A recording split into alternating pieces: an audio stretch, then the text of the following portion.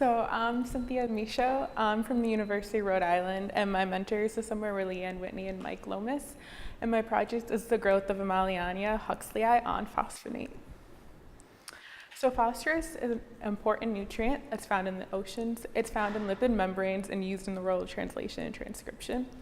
There are two types of phosphorus that are found in the ocean. You have dissolved inorganic phosphorus, or DIP, which is phosphate, and dissolved organic phosphorus, or DOP. An example is phosphonate.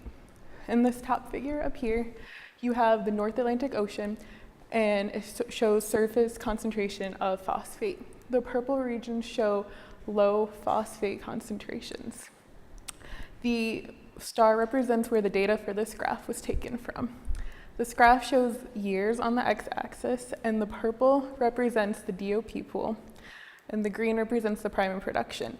As you have an increase in the DOP, you see an increase in the primary production, showing that the primary producers are able to use the DOP. So phosphate is more easily taken up by the cells compared to phosphonate, because phosphonate has the CP bond, which is harder to break down, that phosphate doesn't have. So marine bacteria had been thought to be the main utilizers and synthesizers of phosphonate, but a study done by Sue et al. Showed that dinoflagellates contain this catabolism gene, but were unable to grow on phosphonate. So this was interesting, and we wanted to see if other eukaryotic phytoplankton could grow on phosphonate. And we found a putative phosphonate transporter in the E. huxleyi genome, suggesting that E. huxleyi may be able to grow and utilize phosphonate. So this leads to my research questions. I have two questions I'll be talking about today. My first one deals with whether E. huxleyi and other eukaryotic phytoplankton can grow on phosphonate, and my second one deals with detecting a differential expression of this putative phosphonate transporter in the E. huxleyi cultures. So I'll be focusing on the first question for the first half of my talk. So these are organisms that I'll be using for my project, and they were chosen to be eukaryotic phytoplankton that contain this phosphonate transporter that the E. huxleyi ones have. And I used Emiliania, Huxleyi, Micromonas pusilla, and Phaeodactylum tricornitum in my experiment. So I set up 4 phosphorus growth treatments. They were all set up with artificial seawater with modified L1 nutrients. My first treatment was my DIP control, and it contained phosphate. My second and third were my DOP treatments. The third was methylphosphonate, and the second was methylphosphonate, and the third was aminoethylphosphonate.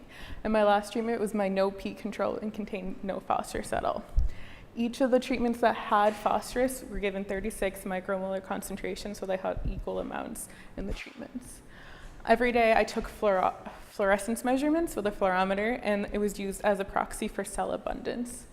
I also sampled every other day for cell counts, which we used a flow cytometer to get cell abundance. I also sampled for bacterial counts, which I'll explain in a later slide. I also did RT-PCR, which was used to detect an expression of the phosphonate transporter in the E. huxleyi cultures. So this is E. huxleyi grown on phosphonate. So all my graphs that I'll be showing are cultures that were all acclimated, so they were all grown in these treatments prior to these experiments. So this shows time in days on the x-axis and cells per mil on the y-axis in a log scale. The green represents the plus P treatments, the red is the minus P treatments, the blue are the methylphosphonate treatments, and the purple are the aminoethylphosphonate treatments. I have put the growth rates next to each of the curves to show how much they grew. And these are my phosphonate growth rates. And comparing that to the minus P treatment, they are higher, showing or suggesting that the E. huxleyi can grow on phosphonate. On day 11, I collected for bacterial counts, which I will explain. And on day 7, I collected for RT-PCR to do my gene expression. So this is Micromonas pusilla growth on phosphonate. Again, I included the growth rates for next to each of the curves. I left out the one for the minus P because it's starting at such a low concentration. We believed it was too low to get an accurate detection on the flow cytometer. And again, on day 11, I collected for bacterial counts. And this is my growth rate for Phaeodactylum tricornitum. Again, I put the growth rates next to each of the curves, and my phosphonate growth rates were again higher than the PI deplete, meaning that they are able to grow on phosphonate. And for Phaeodactylum, I collected on day 12 for bacterial counts. So I've been talking about how I collected for bacterial counts, and this is important because in the Su et al. Paper, they showed that bacteria are able to break down phosphonate and provide PI to the dinoflagellates in this paper. So in this graph right here, on the right side you have growth with bacteria present, and on the left you have growth with antibiotics, so no bacteria is present. The triangles represent the phosphonate treatments, and then the treatment with the bacteria, you can see that the phosphonate and the plus P are growing almost at the same rates. And the ones with the antibiotics, so the bacteria-free cultures, you see that the phosphonate and the minus P are growing at almost the same rate. So you can see a drastic change.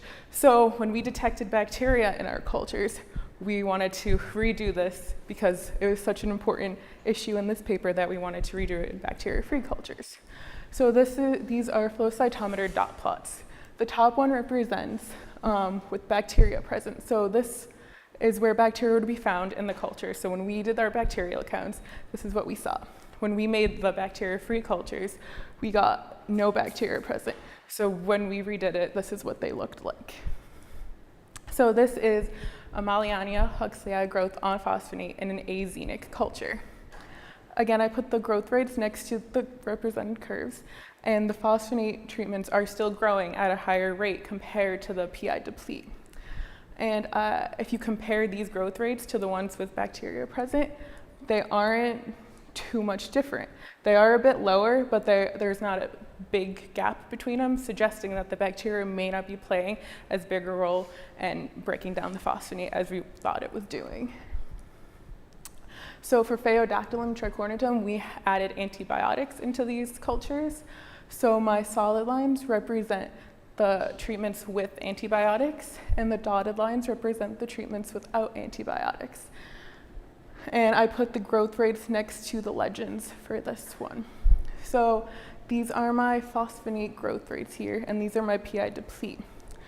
All of the phosphonate treatments are higher than the PI deplete without antibiotics, except for the one with antibiotics. A reason that this minus PI with antibiotics is growing better is because when I inoculated them, I had to inoculate from the plus P to the minus P, so they came in with phosphate, and since they have an internal cellular storage, they're able to grow off that phosphate for the time being. Also, you can see that the growth rates with antibiotics in all of the treatments seem to be higher than the ones without antibiotics. This could be that there's less competition for the phytoplankton because there's no bacteria present, so it's just the phytoplankton growing off the phosphonate and not competing for the phosphorus. So now I'm going to talk about the second half of my project, which had to deal with the detection of the differential expression of this phosphonate transporter in E. huxleyi. So this is what we would expect to see for the expression of this putative phosphonate transporter. You would expect to see an expression in the P stress treatments, so the minus P and the phosphonate treatments. You would also expect to see in the genomic DNA, which would be our positive control. So after running the PCR in the gel, this is what we got, and as you can see, it looks nothing like what we would expect. We did get our genomic DNA to show up, but nothing else showed up. There could be some reasons for that. One could be that there wasn't enough cDNA when doing the treatments. Also, we may not have ran the PCR for enough cycles to get a good amplification of the gene. Also, the gene just may not be turning on for any of these treatments. We'll be doing this again to see if we can get an expression of this gene. So for my conclusion, since we were able to get E. huxleyi and P. tricornitum to grow in bacteria-free cultures on phosphonate, this can suggest that other eukaryotic phytoplankton can grow and utilize phosphonate as an alternative source of P. And this is important because in future oceans with warming temperatures, the oceans are becoming more stratified, meaning that phosphate is becoming less available to these organisms, and also making the DOP more available. So alternative sources of phosphorus like phosphonate can be used as an alternative source. And I would just like to thank my mentors, Leanne Whitney, Mike Lomas, the Lomas Lab, and others at Bigelow for making this project possible.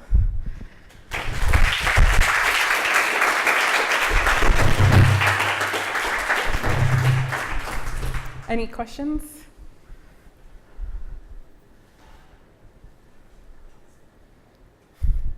Yes. I love it. There's some data that I haven't seen that you put Yeah. in there, which is really great. Yeah. As long as we got time, because we're going to have a break right after this. Can you go back in your slides a little bit? Yeah. Keep going, keep going. Right there, go forward. So you said you took your controls that were from the PIs from the PI missing samples from ones that were growing in full strength PI. And you can almost get like the length of time that they hold their storage. Yeah, you can. It's about like 4 days before they start to level off. And they're dividing at, they're dividing every day. Mm-hmm. Which is, they've got 4 times kinds of the amount. That's Yeah, cool. it was really, really interesting. Yeah, and, oh, no, that's all I got. Okay. That's great though, I think that's a pretty cool thought there. Yeah. I have more of a technical question. Yeah. Were you making cDNA with random hexamers, or were you making it directly with primers for raw RNA extracts? I don't. So can you repeat that? I didn't hear it completely. So did you take, when you extract the RNA, Mm-hmm. did you make cDNA with random hexamer primers, or were you actually taking the RNA and doing the RT-PCR directly from the raw RNA? Oh no, we made the cDNA with the random primers. Yeah. You might be able to go back to the raw extract. Do you know if your cDNA library work? Oh, we didn't try that. No. So. Like, did you use something that you would think would be expressed, maybe like a ribosomal RNA gene or something? Like ETS would be expressed something. Okay. Maybe something to check, like, is Yeah. the cDNA actually good, or is it just something, some problem over here? Okay. Yeah. Definitely.